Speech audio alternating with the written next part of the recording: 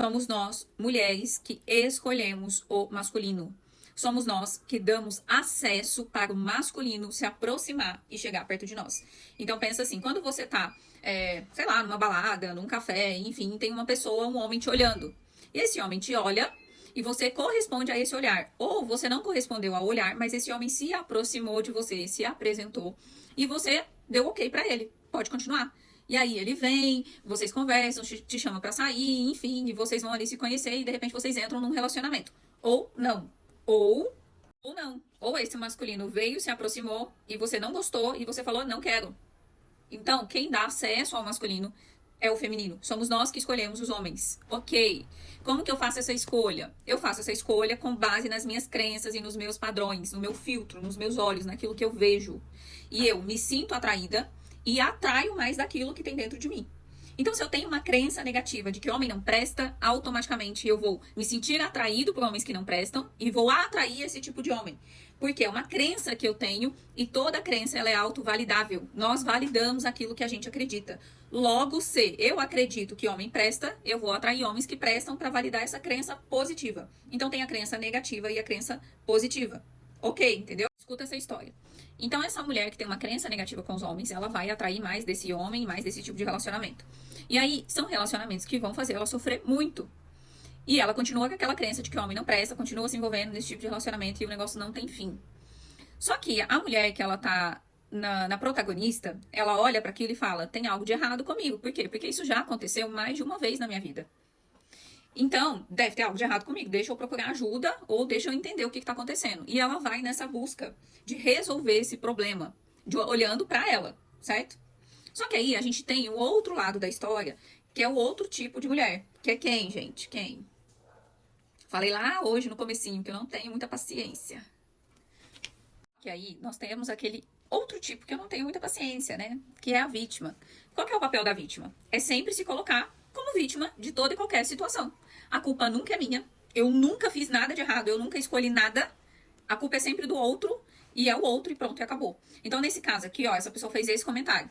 E eu respondi isso aqui que eu vou colocar no próximo stories. Eu fiz essa, né? Mostrei pra ela, olha, você já percebeu que é um padrão nos seus relacionamentos e que você precisa olhar pra isso, porque somos nós que escolhemos os homens e tal e tal e tal. Eu vim trazer consciência pra ela que ela precisa olhar pra ela.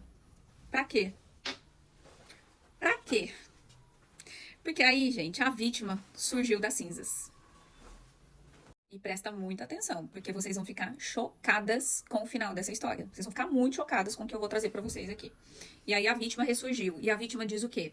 Você tá me atacando, você tá me ofendendo, você tá falando, colocando a culpa nas mulheres, porque a culpa é sempre da mulher. Os outros homens são santos. A culpa é sempre da mulher. E vem com toda a ladainha e toda a conversinha, onde ela se coloca como coitadinha, tadinha, e nunca assume a responsabilidade dela e nunca sai dessa dinâmica. Porque eu não tenho o poder e a capacidade de mudar o outro. Mas eu tenho o poder e a capacidade de mudar a mim mesma. Então, quando eu paro de olhar porque o outro fez e olho o porquê que eu aceitei aquilo, porque que eu me mantive naquele relacionamento, porque que eu deixei aquela pessoa fazer isso, gente, a vida muda. E a pessoa fala assim, as pessoas falam, vocês vão entender isso aqui, depois vocês vão voltar aqui para ouvir isso de novo. Porque a resposta dela foi assim, as pessoas falam que nós temos traumas e que a gente atrai esse tipo de homem, mas isso não é verdade. As pessoas falam que a culpa é da mulher, sempre a culpa é da mulher, enfim, esse é o papel da vítima. Só que qual que é o ponto central? É 50-50. Eu tenho que assumir a minha responsabilidade, os meus 50%, por ter dado acesso àquele masculino. Tchau, mas a pessoa não parecia ser o que ela era. Não interessa. Você tem 50% de culpa e aquela pessoa tem 50%. É um relacionamento. É 50-50. Depois que ela mostrou quem ela era, que ela mentiu, que ela te traiu, que ela baixou sua autoestima, por que você não saiu daquilo? Por que você não virou as costas e foi embora? Porque existia uma crença, uma dependência emocional, porque você tinha baixa autoestima. Isso aí era seu. E era sua responsabilidade impor limite no outro e dizer para aquela pessoa, até aqui você vai. Passou disso, você não vai mais. Só que muitas das vezes a gente não impõe esse limite, não sai desse tipo de relacionamento quando a gente percebe que não é um relacionamento saudável, justamente porque tem coisas em nós que precisam ser trabalhadas para que a gente tenha força para sair daquilo. Então isso tá comigo. Eu paro de olhar para aquilo que o outro faz e olho para mim. Busco cura, busco ajuda e consigo sair desse lugar. Então essa é a minha responsabilidade. Gente, para com esse papinho e com essa ladainha de o outro tem que ter responsabilidade afetiva.